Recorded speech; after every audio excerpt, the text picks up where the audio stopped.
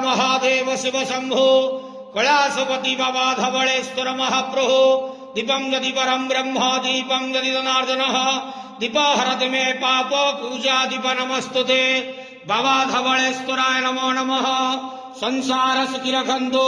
आज शुभ शनिवार समस्त श्रद्धालु भक्त मानक आशीर्वाद करंतु। समस्त श्रद्धालु भक्त मानकर मनस्कामना पूर्ण करंतु। समस्त गुआवसा भक्त मानकर मनस्कामना पूर्ण करंतु।